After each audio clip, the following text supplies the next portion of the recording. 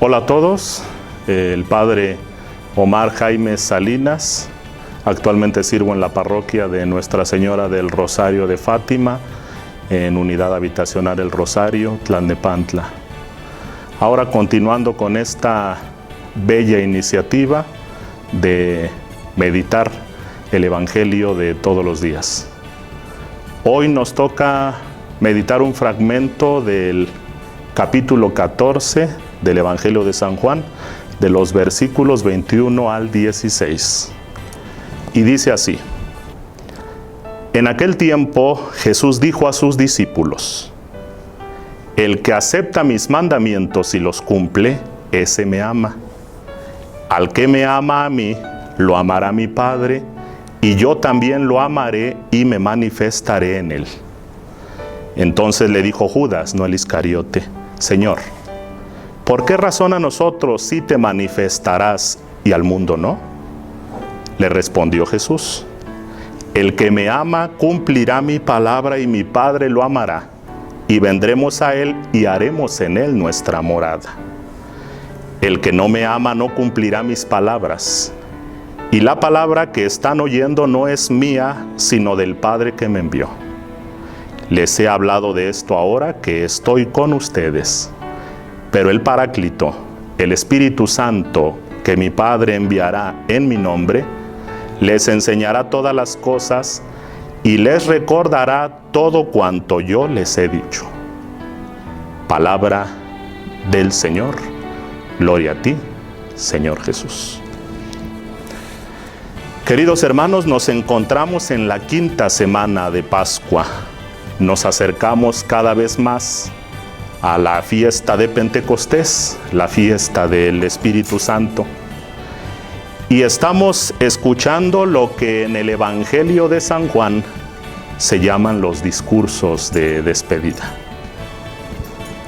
Ante la inminente necesidad de Jesús de volver al Padre y enviarnos al Espíritu Santo que completaría la revelación divina, puesto que hasta ahora solo había sido revelado el Padre y el Hijo, Jesús, sabiendo del nuevo desconcierto que provocará en sus discípulos, puesto que quizá estén superando el desconcierto de la muerte de Jesús, aún por encima de que ha resucitado, Jesús, como quien deja un testamento, trata de poner todo en orden.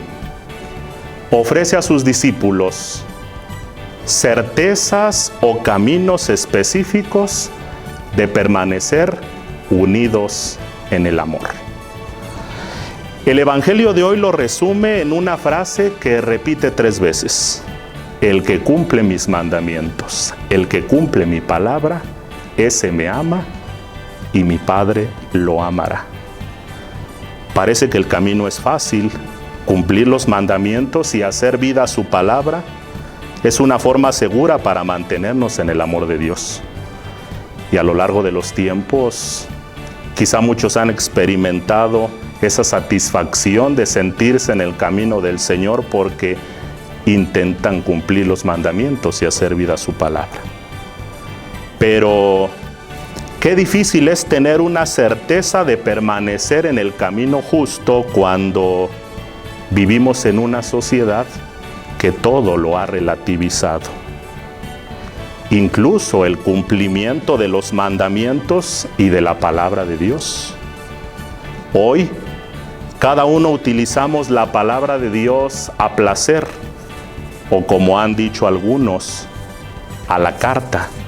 Es decir, escogiendo de ella lo que me gusta y simpatiza y acomodándolo a la medida de lo que queremos decir o hacer, quedándonos tranquilos, quizá equivocadamente, de estar cumpliendo.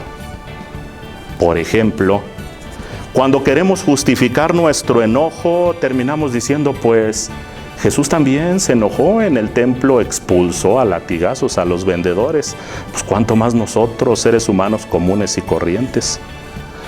Cuando queremos justificar nuestra deshonestidad, en ocasiones decimos, pues ahí está el mal administrador que hizo buen uso de lo indebido.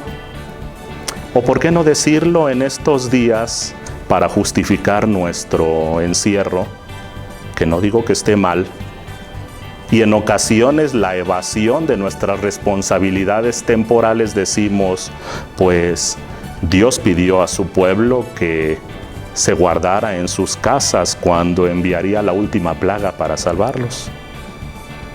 O quienes nos resistimos al encierro decimos, pues es que Dios pidió a Abraham que saliera de su tierra y de su casa para ir a la tierra prometida.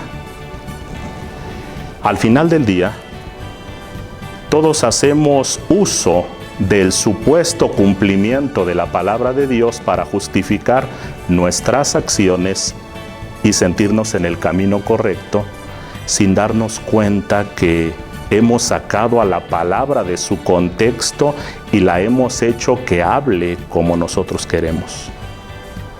Se nos olvida que ni siquiera Jesús se permitió eso cuando dice: la palabra que están oyendo no es mía, sino de mi Padre que me envió.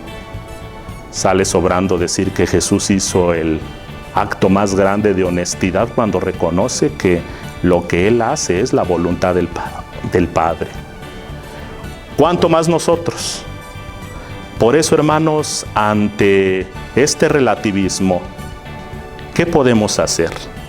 ¿Qué podemos hacer cuando todos tenemos opiniones totalmente diferentes y quizá contradictorias? Y al mismo tiempo, todos creemos tener la verdad o parte de ella.